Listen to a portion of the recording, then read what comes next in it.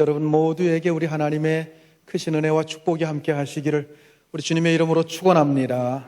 우리 옆에 분들하고 같이 한번 인사합시다. 사랑합니다. 축복합니다.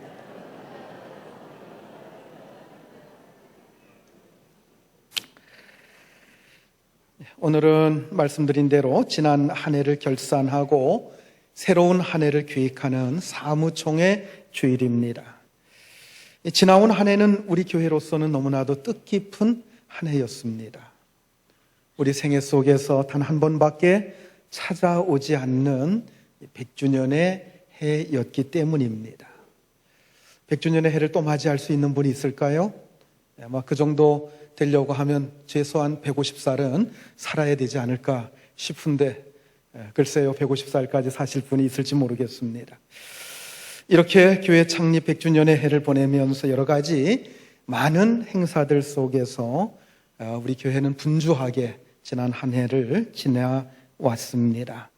이제 우리 교회는 한 세기를 보내고 새로운 또 한 세기를 맞이하면서 새로운 마음을 가지고 각오하고 또 결단하고 또 다짐을 해야 될 줄로 믿습니다. 그동안 우리는 100주년에 맞춰서 상당히 많은 것들을 계획해왔고 또 실행해 왔습니다. 제가 부임하면서 3, 4년간 우리 교회의 표어도 100주년에 항상 맞춰져 있었어요. 그래서 100년의 은총을 갑절의 감사로, 100년의 은총을 갑절의 사랑으로, 갑절의 헌신으로, 또 올해는 갑절의 열매로라고 하는 표어를 가지고 우리가 지나왔습니다. 그래서 매년 연말마다 표어를 잡는데 저는 큰 어려움을 느끼지 못했어요. 왜냐하면 그냥 그 100년의 은총을 갑절에 거기다가 단어 하나씩만 의미를 부여해서 넣으면 되었기 때문에 별로 어려움을 못 느꼈는데 100주년이 지나고 이제 새로운 100년을 맞이해서 이제 출발점에 서다 보니까 제가 굉장히 고민이 많이 되더라고요. 도대체 표어를 어떻게 잡아야 좋을지 몰라서 참 고민을 많이 하다가 세운 표어가 바로 여러분들이 보시는 바와 같습니다. 우리 표어 한번 크게 함께 한번 외쳐보십시다. 천년의 새벽을 깨우는 교회. 아마 어쩌면 100년을 보내고 또 다른 100년을 시작하는 시점에서 새로운 100년을 깨우는 교회라고 하지 않고 왜 천년의 새벽을 깨우는 교회라고 이렇게 했을까? 아마 이것에 대해서 이상하게 생각하시는 분이 있을지 모르겠어요. 여기서 천년이라고 하는 것은 제가 몇 가지의 상징적인 의미를 담아서 천년이라고 하는 말을 사용했습니다. 아마 이 얘기를 들으면 여러분들도 다 공감을 하시리라고 믿습니다. 먼저 여기서 천년이라고 하는 것은 우리 경주를 가리킵니다. 우리가 사는 경주를 가리켜서 뭐라고 부르죠? 천년의 고도, 천년의 역사를 가진 고대 도시, 이런 뜻입니다. 그리고 경주 시민들은 이 천년이라고 하는 말을 굉장히 자랑스럽게 생각하고 있습니다. 그래서 경주의 자랑 가운데 하나인 한우도 뭐라고 불러요? 천년 한우라고 부릅니다. 그런데 저는 이 천년이라고 하는 말을 그렇게 긍정적인 의미나 자랑스러운 의미로 여기에다가 사용한 게 아닙니다. 사실 천년 가까운 역사를 지닌 신라의 문화는 서양의 로마와 견줄 만한 놀라운 역사와 문화를 가지고 있는 게 사실입니다. 그러다 보니까 경주는 과거의 역사와 문화를 계속해서 울고 먹는, 제가 좀 찾아보니까 울고 먹는 하는 거는 사투리라고 하더라고요. 우려 먹는이 표준말이라고 합니다. 계속해서 그 천년의 역사와 문화를 우려먹고 사는 도시가 아닌가? 이런 생각이 듭니다. 앞을 내다보는 꿈이나 비전을 찾아보기가 어렵고 화려한 과거의 영광만 되새기면서 사는 모습이 우리 경주 시민의 모습 속에, 또 우리들이 살고 있는 이 경주의 문화 속에, 우리의 삶 속에 적지 않게 배어 있다고 하는 겁니다. 자, 여러분, 고속도로를 타고서 경주에 처음에 딱 진입해 들어오면 제일 먼저 눈에 띄는 게 뭔지 아십니까? 거대한 무덤입니다. 경주에 그러한 큰 무덤이 162개가 있다고 그래요. 여러분들도 잘 몰랐죠? 162개. 이 거대한 무덤들이 경주 사회의 상징이 되어버린 게 아닌가, 정신이 되어버린 게 아닌가, 이런 생각을 저는 경주에서 몇 년 살면서 하게 되었습니다. 그만큼 경주 사회는 역동성을 느낄 수 없는 굉장히 가라앉은 그러한 도시라고 하는 거예요. 어떻게 보면 이 무덤이라고 하는 것, 죽음이라고 하는 것이 전체를 지배하고 있는 이러한 도시가 아닌가. 그리고 그 속에서 굉장히 폐쇄적이고 아주 보수적인 이러한 것들이 경주 시민들의 의식 속에 사로잡혀 있는 것이 아닌가, 이런 생각을 제가 해봤습니다. 거기에다가 오랜 세월 동안 경주 시민을 지배해온 정신이 뭡니까? 바로 불교 신앙이고 또 한 가지 무속 신앙입니다. 그래서 저는 경주의 이런 정신을 천년이라고 하는 이 말 속에 집어넣어서 천년에 매여 있는 관습과 그 정신을 새롭게 일깨우자라고 하는 뜻으로 천년의 새벽을 깨우는 교회라고 하는 표어를 정하게 된 것입니다. 두 번째로, 천년은 지금 우리가 맞이한 새 천년을 의미합니다. 물론 새 천년을 맞이한 지 15년이 지났습니다. 그렇지만 아직도 천년이라고 하는 긴 세월 속에서 본다고 할 때 지금 천년의, 새 천년의 여명기라고 볼 수 있어요. 그래서 새 천년의 그 새벽을 활짝 열어가는 우리 교회가 되자 하는 의미로 천년의 새벽을 깨우는 교회라고 하는 표어를 정했습니다. 그리고 마지막으로 한 가지 더 의미가 있는데, 이 천년은 주님께서 다시 오셔서 세우실 천년 왕국을 의미합니다. 천년을 의미하는 영어 단어가 뭐죠? 밀레니엄입니다. 근데 이 밀레니엄이라고 하는 영어 단어는 주님께서 오셔서 세우실 천년 왕국이라고 하는 뜻도 이 밀레니엄이라고 하는 단어를 씁니다. 이 밀레니엄이라고 하는 단어 속에 천년 왕국도 포함되어 있다고 하는 거예요. 그래서 저는 우리 교회가 다시 오실 주님을 기다리면서 주님이 세우실 천년 왕국을 준비하는 교회가 되자 하는 이러한 뜻으로 천년의 새벽을 깨우는 교회라고 표어를 정했습니다.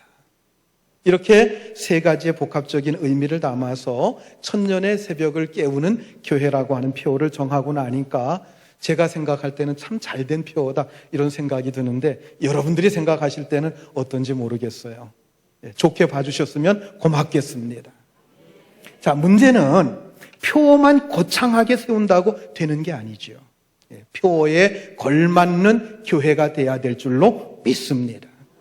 이제 100년을 보내고 새로운 100년을 맞는 우리 교회가 이 천년의 새벽을 깨우는 교회, 이 천년에 잠자고 있는 이 과거 속에 묻혀있는 이 도시를 새로운 정신과 새로운 복음으로 새롭게 변화시키는 그러한 교회가 되고, 또 이 우리가 맞이한 이 새천년을 활짝 열어가는 교회가 되고, 그리고 장차 다시 오셔서 세우시게 될 천년 왕국을 준비하며 그것을 위해서 달려가는 교회가 될 수 있기를 우리 주님의 이름으로 축원합니다. 자, 이제 오늘 본문으로 삼은 시편 57편, 이 시편 57편 말씀 앞에 나와 있는 그 표제가 있어요. 이것은 무엇으로 맞춘, 그러한 어떤 악기로 맞춘 노래다, 이런 표현도 있고, 그 뒤에는 이 시를 쓰게 된 배경을 설명하는 내용이 나오는데, 이 시를 쓰게 된 이 배경에 뭐라고 되어 있는가 하면 다윗이 사울을 피하여 굴에 있을 때에 이렇게 되어 있는 것을 볼 수가 있습니다. 바로 이 시를 쓰게 된 배경이 뭐냐? 다윗이 사울에게 쫓겨서 이 굴 속에 숨어 있을 때라고 하는 거예요. 그러므로 이 시의 배경은 다윗이 사울 왕에게 쫓겨다니던 시절에 성경에 보면은 두 군데가 나옵니다. 사무엘상 22장과 24장에 나오는데, 22장에는 아둘람이라고 하는 굴에 있을 때, 그리고 24장에는 엔게디 광야에 있는 어느 굴에 숨어 있을 때, 그 내용이 나오는데, 많은 성경학자들은 특히 24장에 나오는 엔게디 광야의 어느 굴에 숨어 있을 때 그 당시의 심경을 시로서 표현하고 노래로서 표현한 것이 바로 이 시다라고 주장하고 있습니다. 여러분, 사무엘상 24장으로 가보면 굉장히 감동적인 장면이 나오는 것을 볼 수가 있습니다. 다윗이 엔게디 광야 어디엔가 숨어 있다고 하는 정보를 어떤 사람이 사울에게 제공을 합니다. 그래서 그 정보를 입수한 사울 왕은 군사 3,000명을 이끌고 엔게디 광야를 완전히 포위하고 샅샅이 이잡듯이 뒤지게 됩니다. 자, 이 사실을 알고 다윗과 그를 추종하는 사람들이 어느 굴 속에 깊이 숨어 있게 되는 겁니다. 그런데 그때 사울 왕이 바로 그 굴 속에 들어오게 됩니다. 처음에 사울이 다윗 일행이 숨어 있는 굴 속에 들어왔을 때 다윗의 마음이 어떻겠습니까? 굉장히 놀랐을 것입니다. 다윗은 속으로 사울이 하필이면 우리가 숨어 있는 이 굴로 들어오다니 이제 우리는 다 죽은 목숨 아닌가? 이런 생각을 했을 거예요. 그리고 자칫 잘못했으면 자포자기하는 마음으로 뛰쳐나가서 싸우려고 했을지도 모르겠습니다. 그러나 다윗은 섣불리 행동하지 않고 참고 기다렸을 때 그는 새로운 사실을 알게 되었습니다. 사울은 병사들을 밖에다가 다 대기시켜 놓고 굴 속에 자기 혼자서 들어온 겁니다. 왜 들어왔을까요? 잠시 더위를 피해서 낮잠을 자기 위해서 들어온 것입니다. 이 팔레스타인 지역은 정오가 되면 너무나도 뜨겁기 때문에 시원한 곳을 찾아서 쉬거나 잠을 자야 됩니다. 사울은 낮잠을 자러 거기에 들어온 것입니다. 그렇지만 실제로는 죽으러 들어온 것과 진배가 없었습니다. 왜냐하면 그 굴 속에는 사울이 죽이려고 쫓아다니는 그 다윗 일행이 그 굴 속에 숨어 있었기 때문입니다. 다윗을 추종해서 따라다니던 그 사람들의 수가 많을 때는 600명까지 그 주변에 같이 모여서 그들과 같이 이렇게 움직였다고 하는 겁니다. 그 대부분의 사람들이 사울 왕의 눈밖에 나서 사울에게 쫓겨다니는 사람들이 다윗과 합세한 것입니다. 그러므로 이때 굴 속에 숨어 있는 자들의 수가 적어도 수십 명 아니면은 수백 명이라고 하는 많은 숫자가 다윗과 함께 숨어 있다고 볼 수도 있습니다. 아니면 굴이 그렇게 크지 않다고 하면 몇십 명씩 나누어서 이렇게 숨어 있는데 하필이면 다윗과 함께 숨어 있는 그 자리에 숨어 있었을 것입니다. 그렇게 큰 굴이 있겠느냐 그렇게 생각하실지 모르는데 헤브론 지역의 그 천연 동굴이요 심지어는 한 1,000명 들어가는 그런 굴도 있다고 그래요. 그러니까 그런 굴들 중에서 한 굴 속에 아마 다윗이 수십 명 그 추종자들과 함께 숨어 있었던 것 같습니다. 그러니까 수십 명의 원수들이 있는 그곳에 자기 혼자 들어왔으니까 그것도 아무런 이 경각심도 없이 완전히 풀어진 상태에서 낮잠을 자고 있으니까 사울은 죽은 목숨이나 다름이 없었습니다.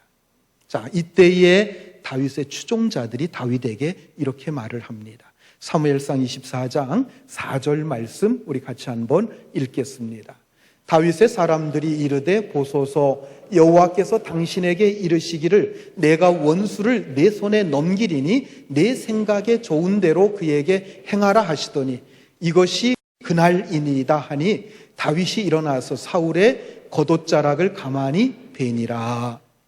사울의 추종자들이 말을 합니다. 다윗이요, 하나님께서 당신의 원수를 당신에게 붙인다고 하지 않았습니까? 바로 오늘이 그날입니다. 지금 이렇게 홀홀단신으로 들어와가지고 낮잠을 자고 있는 저 사울을 죽일 수 있는 기회입니다. 이렇게 자꾸 옆에서 충동합니다. 그때 다윗이 가서 잠자는 사울의 목숨을 거둔 것이 아니라 그의 겉옷자락을 살짝 베고서 그것을 가지고 왔어요. 그러면서도 마음에 크게 찔림을 받은 다윗이 그의 추종자들에게 이렇게 말합니다. 사무엘상 24장 6절 말씀 우리 같이 봅니다. 자기 사람들에게 이르되 내가 손을 들어 여호와의 기름 부음 받은 내 주를 치는 것은 여호와께서 금하시는 것이니 그는 여호와의 기름 부음을 받은 자가 되민이라 하고. 이스라엘 왕은 하나님께서 선지자를 통해서 기름을 부어주십니다. 그렇기 때문에 사울 왕도 기름 부음을 받은 하나님의 종이라는 거예요. 다윗이 말합니다. 하나님께서 기름 부음을 부어서 세우신 하나님의 종, 저 왕을 내 손을 들어서 어떻게 죽일 수 있느냐? 나는 할 수 없다. 그러면서 옷자락만 살짝 베고 그것만 가지고도 마음에 찔림을 받았다고 하는 거예요. 그러면서 그 부하들에게도 당신들도 왕을 죽일 생각하지 말라. 이러한 상황이 있었는데도 불구하고 사울은 아무것도 모른 채 잠에서 깨어난 후에 굴 밖으로 나가고 병사들과 함께 언덕 아래로 저만큼 내려가게 됩니다. 왕과 병사들이 저만큼 내려갔을 때 다윗이 굴 밖으로 나와서 큰 소리로 사울 왕을 부릅니다. 그랬더니 사울 왕이 뒤돌아보죠. 그때에 다윗이 사울 왕에게 엎드려서 큰 절을 올린 후에 이렇게 큰 소리로 얘기합니다. 사무엘상 24장 9절부터 11절까지 같이 봅니다. 다윗이 사울에게 이르되 보소서 다윗이 왕을 해하려 한다고 하는 사람들의 말을 왕은 어찌하여 들으시나이까? 오늘 여호와께서 굴에서 왕을 내 손에 넘기신 것을 왕이 아셨을 것이니이다. 어떤 사람이 나를 권하여 왕을 죽이라 하였으나 내가 왕을 아껴 말하기를 나는 내 손을 들어 내 주를 해하지 아니하리니 그는 여호와의 기름 부음을 받은 자이기 때문이라 하였나이다. 내 아버지여 보소서 내 손에 있는 왕의 옷자락을 보소서 내가 왕을 죽이지 아니하고 겉옷자락만 베었은즉 내 손이 악이나 죄과가 없는 줄을 오늘 아실지니이다. 왕은 내 생명을 찾아 해하려 하시나 나는 왕에게 범죄한 일이 없나이다. 여러분, 이 얘기를 사울이 듣고 그 마음이 어떠했겠습니까? 다윗의 이 말을 듣고 사울은 마음에 큰 감동을 받습니다. 그래서 큰 소리로 울면서 다윗에게 이렇게 말을 합니다. 사무엘상 24장 17절로 20절까지 같이 봅니다. 다윗에게 이르되 나는 너를 학대하되 너는 나를 선대하니 너는 나보다 의롭도다. 내가 나 선대한 것을 오늘 나타냈나니 여호와께서 나를 내 손에 넘기셨으나 내가 나를 죽이지 아니하였도다. 사람이 그의 원수를 만나면 그를 평안히 가게 하겠느냐? 내가 오늘 내게 행한 일로 말미암아 여호와께서 내게 선으로 갚으시기를 원하노라. 보라, 나는 내가 반드시 왕이 될 것을 알고 이스라엘 나라가 내 손에 견고히 설 것을 아노니. 그 뒤에 내용이 길게 나와요. 하나님께서 너에게 복을 주실 때 그때에 나와 내 가족들을 해치지 않겠다고 약속해 달라고 하는 그런 부탁도 하고요.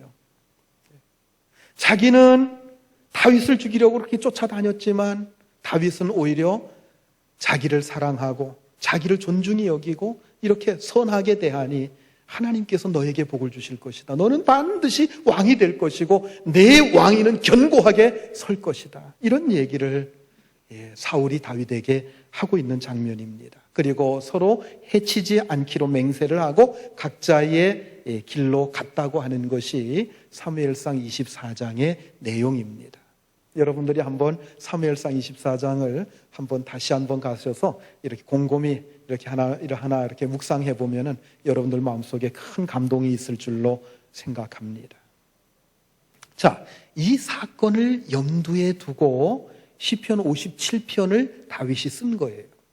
그러니까 이 사건을 이해하지 못하면 시편 57편도 우리는 이해를 할 수가 없습니다. 시편 57편은 전반부와 하반부 이렇게 나뉘어지는데요. 오늘 하반부만 읽었습니다. 전반부에 보면 다윗은 자기를 대적하는 자들의 손에서 자신을 구원해 주실 것을 하나님 앞에 간구하는 내용으로 전반부가 되어 있습니다. 주님의 날개 아래 보호해 주셔서 이 재난이 빨리 지나가게 해 주시옵소서. 지금 사울의 군대가 이 엔게디 광야를 향해서 몰려오고 있습니다. 이 잡듯이 샅샅이 뒤지고 있습니다. 자기가 잡히는 것은 시간 문제입니다. 그러니까 이 재난에서 빨리 나를 구해 주옵소서 하고 기도하는 내용입니다. 시편 57편 1절 말씀 우리 같이 한번 읽습니다. 하나님이여 내게 은혜를 베푸소서, 내게 은혜를 베푸소서. 내 영혼이 주께로 피하되 주의 날개 그늘 아래에서 이 재앙들이 지나가기까지 피하리이다. 굴 속에 숨어서 지금 주님의 품에 숨기를 원합니다. 이 재난이 지나가기를 원합니다. 사울이 왔다가 이 굴에 있는 우리를 발견하지 못하고 그냥 이 헛걸음하고 돌아가기를 원합니다. 이것을 지금 기도하고 있는 것입니다. 그래서 하늘로부터 천사들을 보내주셔서 천사로 저들의 눈을 가려주시고 우리의 이 모습이 발각되지 않도록 해주시옵소서, 구원해 주시옵소서. 3절에서 이렇게 고백합니다. 3절 봅니다.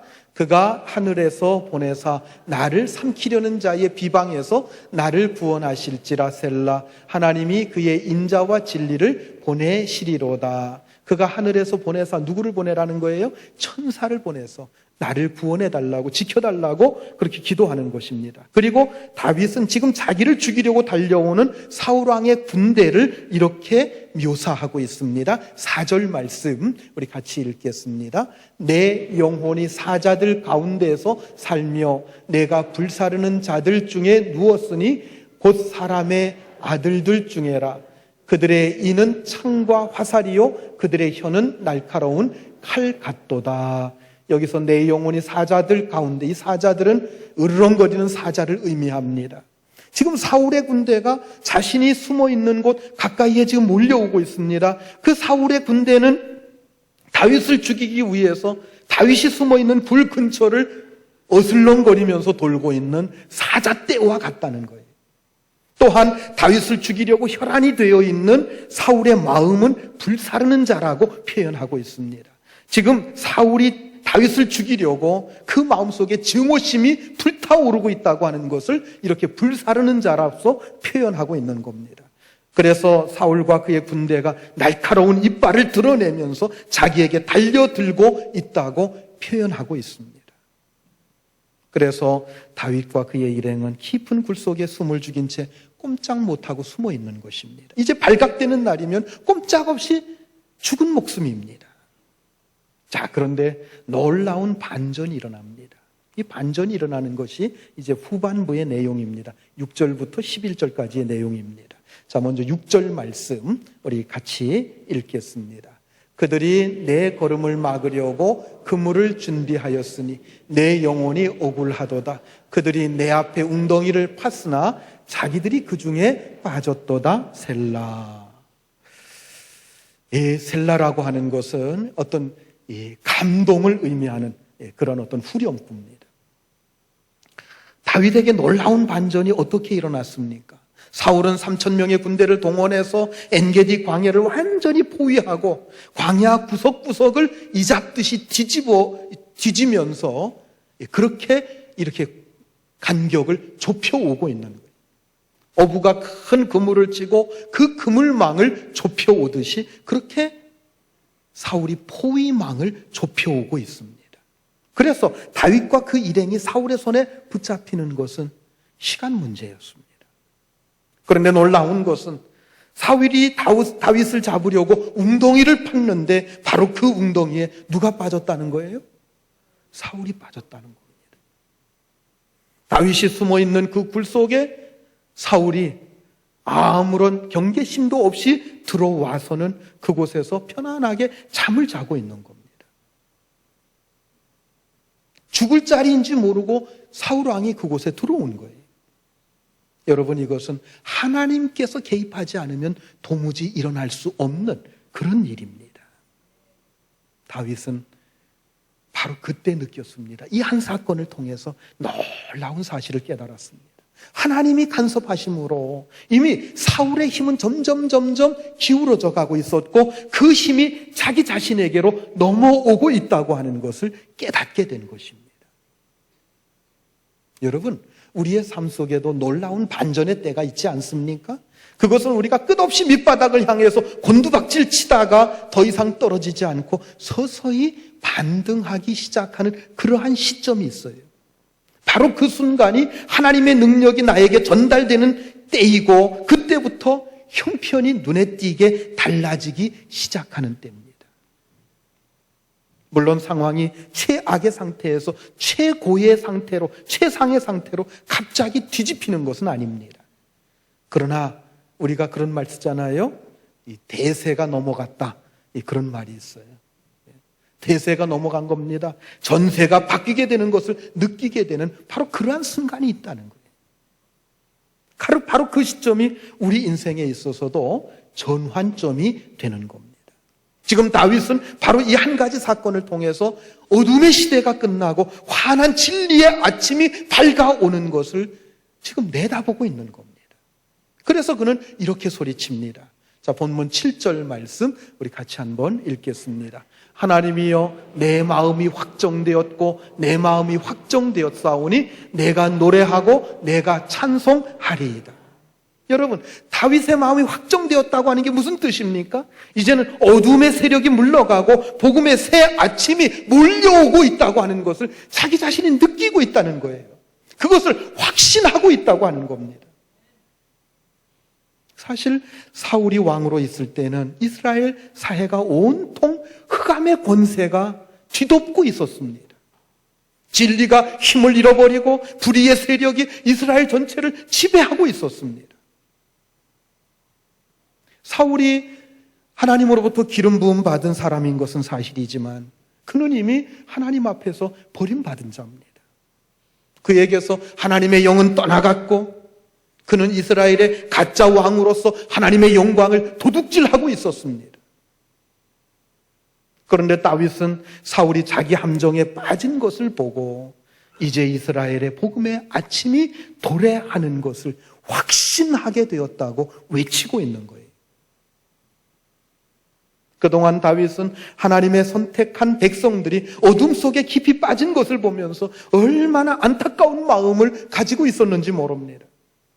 마음껏 하나님께 예배하고 찬양해야 되는 이스라엘 땅이 악한 영에 사로잡혀 중심을 바로잡지 못하는 한 왕 때문에 저주의 땅으로 변해가는 그 모습을 보면서 다윗은 심장이 터져버릴 것 같은 그런 아픔을 느끼고 있었던 겁니다. 여러분 한번 생각해 보십시오. 만일 우리가 살고 있는 바로 이곳에 하나님의 말씀은 전혀 들려오지 않고 주변이 온통 불교나 이슬람교 같은 다른 종교를 가진 사람들로 가득 차 있다고 생각해 보십시오. 무당이나 점쟁이들로 가득 찬 세상 속에 우리가 살고 있다고 한번 생각해 보십시오. 웬만한 신앙을 가진 사람이라고 하면 심장이 터져 죽어버릴 것 같은 그런 느낌을 받지 않을 수가 없는 거예요. 이스라엘의 역사를 보면 때로 이스라엘 사회가 그렇게 타락해버렸던 경우들이 종종 있었습니다. 북이스라엘의 아합 왕 시절이 그랬어요. 이스라엘 땅 자체가 바알과 아세라 우상신으로 가득 찼습니다. 바알의 선지자들, 아세라의 제사장들, 그들로 넘쳐났습니다. 하나님의 선지자들은 보이는 족족 잡아서 죽이던 그런 시절이었어요. 왕 한 사람의 타락이 이스라엘 나라 전체가 진리의 빛을 전혀 찾아볼 수 없는 암흑의 시대로 바꾸어 놓은 것입니다. 그대로 그러니 제대로 정신이 박혀있는 엘리야나 아합의 국내 대신 오바댜 같은 사람은 정말 숨이 막혀서 죽을 지경이었습니다. 가끔 제가 일본에 가보면 이런 답답함을 느끼게 됩니다. 우리나라보다도 훨씬 잘 사는 문명 국가이고 윤리의식도 굉장히 높은 게 사실이에요. 우리보다도 윤리의식이 굉장히 높습니다. 단면적으로 볼 수 있는 게 거리를 지나가면서 거리에서요 담배꽁초 하나, 휴지 조각 하나 발견하기가 어렵습니다. 그런데도 저는 그들 속에서 더럽고 어둡고 아주 답답함을 느낍니다.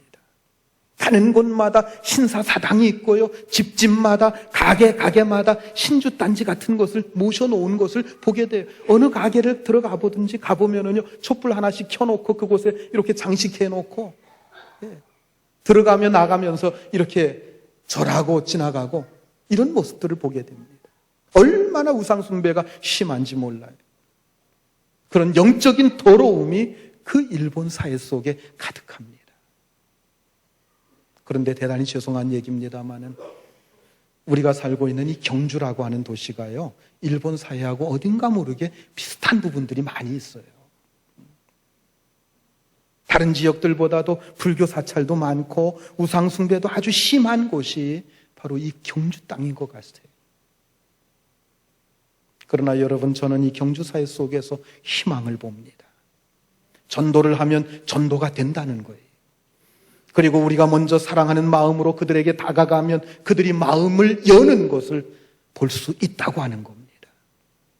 물론 지나온 100여 년 동안 우리 교회를 비롯해서 여러 교회들이 이 땅을 복음으로 변화시키려고 많은 노력들을 해왔다고 하는 것이 사실입니다. 그러나 불교와 다른 종교에 눌려서 복음을 능력 있게 힘 있게 나타내지 못했다고 하는 것, 이것 또한 분명한 사실입니다. 이제 우리 교회를 중심으로 해서 이 복음의 시대를 이 경주 땅에서 활짝 열어가야 할 때인 줄 믿으시기 바랍니다.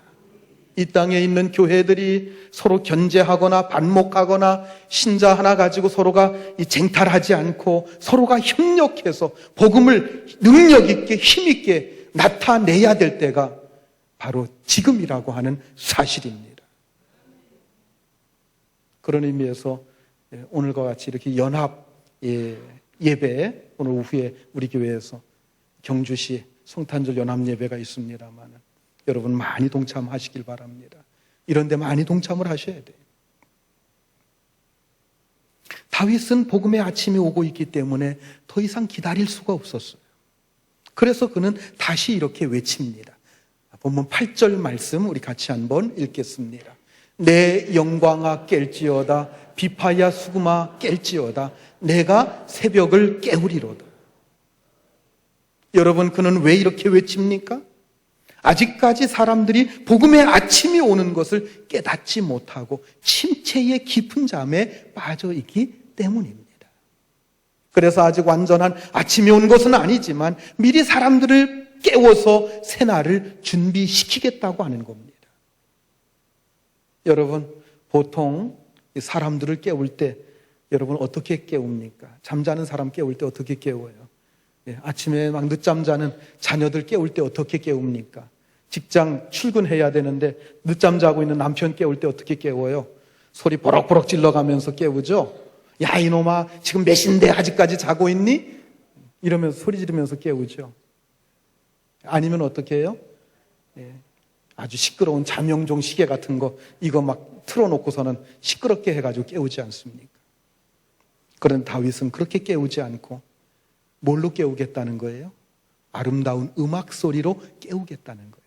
여러분 한번 음악 소리로 한번 깨워보세요. 아이들이 듣기 좋은 음악 소리, 남편이 아주 듣기 좋은 음악 소리, 더 이상 자다가 더 이상 잠잘 수 없도록 그런 음악 소리로 깨우는 방법도 좋은 방법일 것 같습니다. 뭐 더 잘 수도 있겠습니다만은. 어쨌든 다윗은 뭘로 깨우겠다고 그랬어요? 비파야 수금아 깰지어다. 비파와 수금을 통해서 깨우겠다는 거예요. 다윗은 용맹한 군인이요 정치인이었습니다마는 그는 또한 음악가이며 시인이었습니다. 그는 특히 수금을 잘 연주했다고 성경에 나옵니다. 그래서 사울이 악령에 들어서 있을 때 다윗이 가서 수금을 연주하면 악령이 떠나가고 그가 정상적으로 돌아왔다고 하는 내용이 성경에 나와 있습니다. 수금과 비파는 이 비슷한 악기라고 그래요. 이 가슴에 안고 이렇게 현이 6줄로 되어 있는데 그 현을 이렇게 뜯는 그런 악기입니다. 오늘날의 그 기타와 비슷한 건데 그것을 가슴에 안고 연주하는 고대 악기입니다.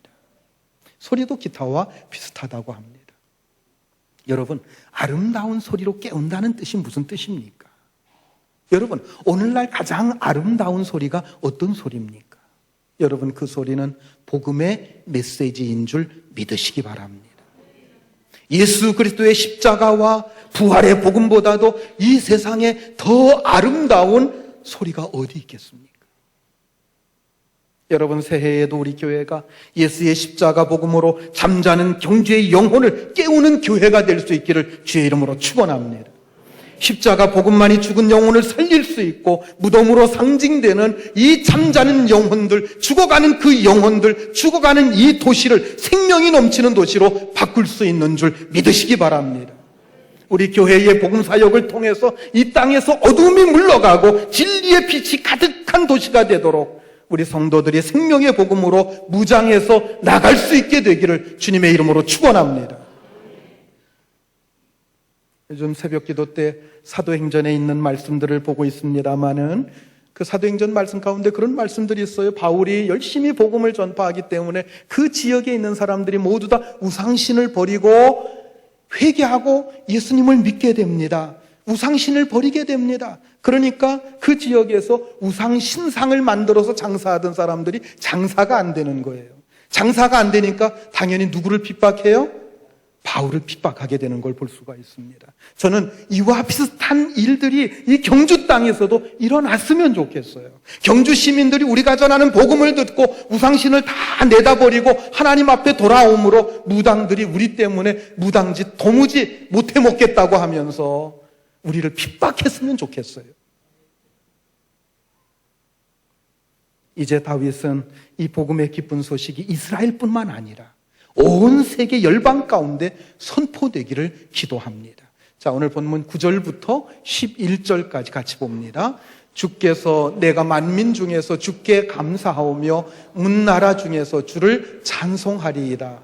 무릇 주의 인자는 커서 하늘에 미치고 주의 진리는 궁창에 이르나이다. 하나님이여, 주는 하늘 위에 높이 들리시며 주의 영광이 온 세계 위에 높아지기를 원하나이다. 아멘. 여러분, 바로 이것이 다윗의 비전입니다. 그의 간절한 소망입니다. 그의 소망이 무엇입니까? 다윗이 가는 곳마다 죄악의 어둠이 물러가고 복음의 새 아침이 활짝 열리는 거예요. 주의 인자는 커서 하늘에 미치고, 주의 인자가 뭡니까? 주님의 은혜와 사랑. 주님의 은혜와 사랑이 너무너무 크기 때문에 온 하늘에 가득하게 채워지는 것을 뜻해요. 그래서 그 누구도 이 은혜와 사랑에서 벗어날 수가 없는 것입니다. 그리고 주의 진리는 궁창에 이르리이다. 여러분, 궁창이 뭡니까? 똑같은 하늘이에요. 시를 쓸 때는 같은 단어 반복하지 않지 않습니까? 가급적이면 다른 단어로 표현하지 않습니까? 주의 진리가, 주의 말씀이 온 세상에, 온 우주에 충만하게 되는 것을 가리킵니다. 그래서 마귀가 진리를 감추려고 해도 더 이상 감출 수가 없다고 하는 뜻입니다. 이제는 더 이상 마귀가 이스라엘을 속일 수가 없습니다. 그리고 이 하나님의 은혜와 진리는 온 열방의 모든 만민에게로 퍼져나가서 온 세상이 하나님의 나라가 될 것이라고 하는 소망입니다.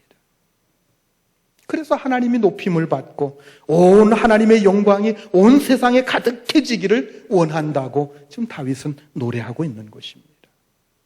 사랑하는 성도 여러분, 저는 오늘 이 다윗의 고백이 오늘 우리의 고백 될 수 있기를 바랍니다. 우리 교회의 복음 사역을 통해서 이 경주 땅뿐만 아니라 온 세상에 하나님의 은혜와 진리로 가득히 채워지고 온 세상 속에 놀라운 역사들이 풍성하게 나타날 수 있게 되기를 주의 이름으로 축원합니다. 여기서 마지막으로 한 가지 우리가 생각해 볼 것이 있습니다. 다윗은 내가 새벽을 깨우리로다 이렇게 말합니다. 새벽이 올 때까지 기다린다고 하지 않았어요. 뭐라고 했습니까? 내가 내 힘으로 새벽을 깨우겠다, 이런 얘기입니다. 내 의지로, 내 열정으로 깨우겠다고 하는 것입니다. 여러분, 이것은 다윗의 뜨거운 열정입니다. 다윗의 강한 의지를 나타내는 겁니다. 이 다윗과 같이 복음에 대한 뜨거운 열정, 그리고 강한 의지를 가지고 이 경주 사회와 이 시대의 새벽을 깨우는 우리 교회가 되고 성도 여러분들이 될 수 있기를 우리 주님의 이름으로 축원합니다. 기도하시겠습니다.